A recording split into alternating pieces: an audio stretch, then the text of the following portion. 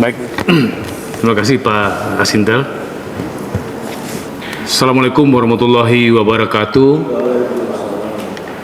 Salam, selamat sore menjelang malam. Terima kasih rekan-rekan pers. Hari ini kawan-kawan penyidik bidang tindak pidana khusus Kejaksaan Tinggi Gorontalo telah melakukan pemeriksaan terhadap dua orang saksi yang berinisial AA dan FL.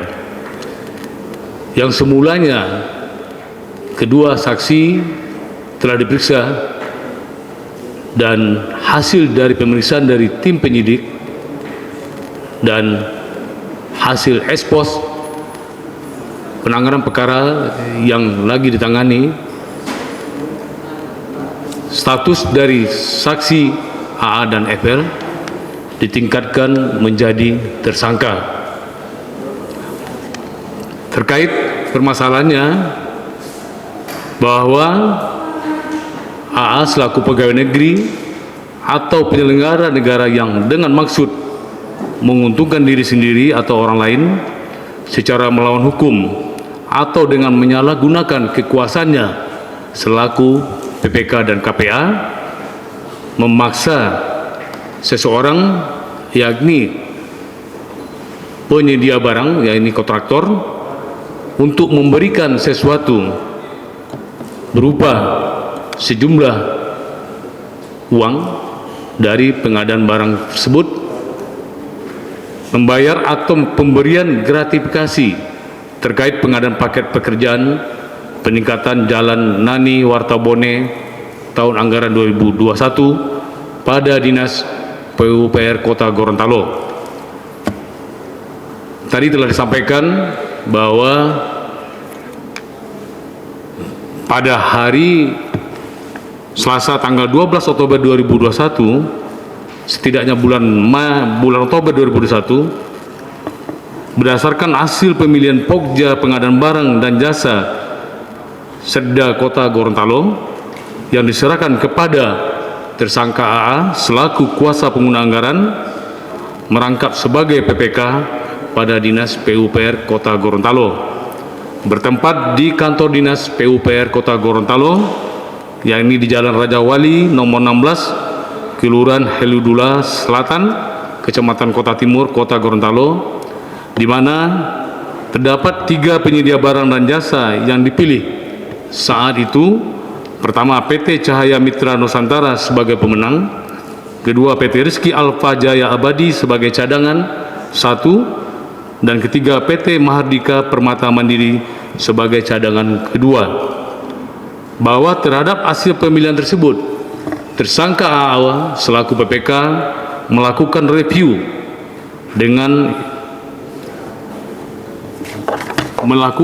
review kami ulangi, tersangka A dengan inisial A tadi selaku kuasa pengguna anggaran merangkap sebagai PPK pada Dinas PUPR Kota Gorontalo. Berdasarkan hasil review tersebut, tersangka A menolak hasil pemilihan penyedia yang dilakukan oleh Pokja pengadaan barang dan jasa Sekda Kota Gorontalo, dan tersangka A meminta untuk dilakukan evaluasi ulang. Namun hasil review tersebut ditanggapi oleh Pokja pengadaan barang dan jasa Sekda Kota Gorontalo yang tetap pada hasil pemilihannya, karena review dilakukan oleh tersangka AA selaku PPK dan KPA bertentangan dengan dokumen pemilihan nomor 600/Pokja.Kota.GTO/9 Romawi _2021 tanggal 1 September 2021 dan Peraturan Lembaga Kebijakan Pengadaan Barang dan Jasa Pemerintah RI nomor 12 tahun 2021 tentang pedoman pelaksanaan pengadaan barang jasa pemerintah melalui penyedia, yang menyebutkan bahwa penolakan sebagaimana dimaksud pada poin 3 di atas hanya berdasarkan BAHP yang diterima, bukan berdasarkan hasil klarifikasi atau verifikasi atau pembuktian kepada peserta dan atau pihak lain. Kemudian tersangka AA menerbitkan surat penunjukan penyedia barang jasa kepada PT Mahardika Permata Mandiri dengan Direktur Utama atas nama Azhari, yang kemudian memberikan kuasa direktur kepada saksi Denny Jua ini selaku pihak yang dinyatakan sebagai cadangan kedua oleh Pokja Sekda Kota Gorontalo. Padahal review yang dilakukan bertentangan dengan dokumen pemilihan nomor 600 tanggal 1 September 2021 dan peraturan lembaga LKPP nomor 12 tahun 2021 tentang pedoman pelaksanaan pengadaan barang dan jasa pemerintah melalui penyedia sebagaimana tersebut di atas. Penetapan PT Mahardika Permata Mandiri sebagai pemenang tender paket tersebut, tersangka AA bekerja sama dengan tersangka FL selaku pihak swasta dengan adanya komitmen pemberian fee sebesar 17% dari nilai kontrak sebelum dilakukan penandatanganan kontrak, di mana jika komitmen tidak diberikan maka tidak akan dilakukan penandatanganan kontrak antara tersangka AA dengan saksi Denny Juaini selaku Direktur PT Mahardika Permata Mandiri Cabang Gorontalo. Maka saksi Denny memberikan komitmen fee senilai 17% dari nilai kontrak, yaitu sebesar 2.239.379.379 rupiah. Pemberian fee tersebut melalui rekening bank BCA milik saksi Bahrudin Fulu Kadang alias Alo, di mana yang dinikmati oleh tersangka FL pihak swasta senilai 1.675.081.379 rupiah. Selain itu, saksi Denny Juaini melalui saksi Bahrudin Fulu Kadang alias Alo menyerahkan secara tunai kepada tersangka AA selaku PPK dan KPA senilai 303.950.000 rupiah dan tersangka FL senilai 1.675.081.379 rupiah. Dari hasil penyidikan, penyidik bidang tindak pidana bidang pidana khusus Kejaksaan Tinggi Gorontalo telah melakukan pemeriksaan 29 orang saksi, 2 ahli, dan telah mengumpulkan barang bukti dokumen terkait pelaksanaan kegiatan tersebut.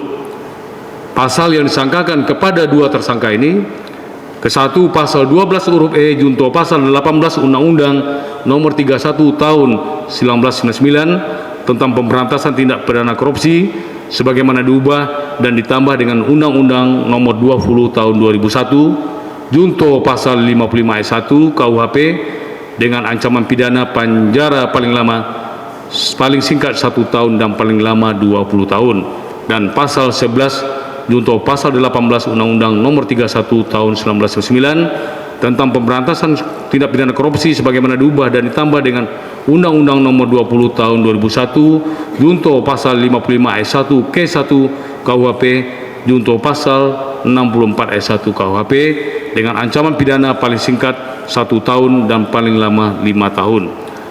Satu saksi yang tadi awalnya diperiksa sebagai saksi dan pada hari ini ditingkatkan menjadi tersangka, dan berdasarkan penetapan tersangka nomor B 1113 garing P.5 garing FD.1 garing 06 garing 2024 tanggal 11 Juni 2024 atas nama tersangka AA, dan surat penetapan tersangka nomor B 1114 garing P.5 garing FD.1 garing 06 garing 2024 tanggal 11 Juni 2024 atas nama tersangka FL. Pada malam hari ini, untuk mempercepat proses penyidikan yang dilakukan oleh kawan-kawan penyidik dan pemberkasan, maka pada terhitung hari ini kedua tersangka AA dan AWL dilakukan penahanan di rutan berdasarkan surat perintah penahanan nomor print 339-P.5-FD.1-06-2024 tanggal 11 Juni 2024 atas nama tersangka AA, dan surat perintah penahanan nomor print 340-P.5-FD.1-06-2024 tanggal 11 Juni 2024 atas nama tersangka FL.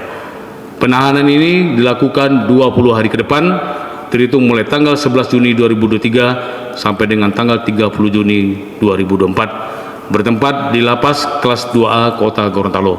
Demikian rekan-rekan media yang kami sampaikan, dan mohon dukungan media dan masyarakat yang ada di wilayah Kota Gorontalo. Dan saya rasa demikian. Terkait dengan kasus gratifikasi, apakah ada potensi penambahan tersangka? Baik, untuk penambahan tersangka, dilihat nanti pengembangan dari kawan-kawan penyidik, karena untuk penetapan tersangka ini harus bicara alat bukti minimal 2 alat bukti, dan nanti rekan-rekan penyidik akan mendalami pemeriksaan terhadap pengembangan kasus yang melibatkan 2 tersangka ini. Beberapa bulan lalu Pak, ada informasi bahwa penyidik Polda Gorontalo itu diperiksa kejaksaan terkait kasus gratifikasi. Kira-kira bagaimana tanggapan? Kalau itu kami telah minta keterangan sebagai saksi, dan atas perintah dari pimpinan dan koordinasi dengan pihak Polda, dan permasalahan ini untuk 2 oknum tersebut telah diserahkan kepada Polda Gorontalo. Bukankah sudah dibagi Pak untuk gratifikasi kejaksaan dan proses pekerjaan ke Polda Gorontalo?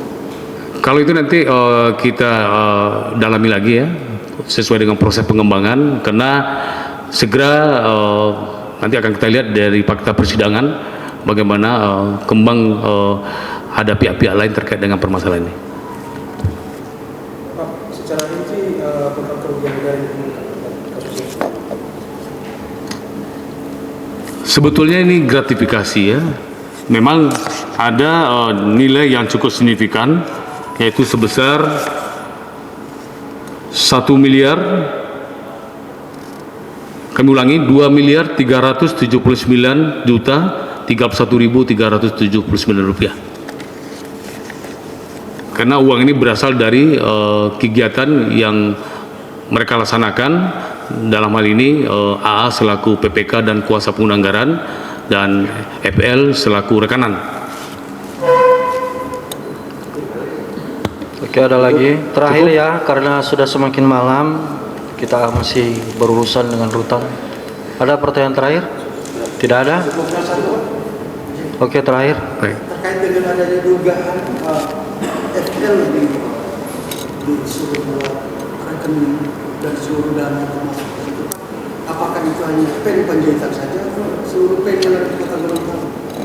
Untuk itu nanti kita lihat nanti pendalaman dari rekan-rekan penyidik, karena ini terus terang kasus memang udah cukup menarik perhatian masyarakat di ada Gorontalo, dan kami dalam ini penyidik akan bekerja secara profesional sesuai dengan SOP yang ada di kita. Terima kasih. Oke, terima kasih ya rekan-rekan media.